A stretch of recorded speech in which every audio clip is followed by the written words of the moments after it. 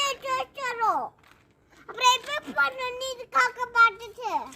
அப்புறம் தண்ணி எப்படி பார்க்கணும் எப்படி பார்க்கணும். நல்லா இருக்கு. நல்லா கலர் பிரைட்டா இருக்கு.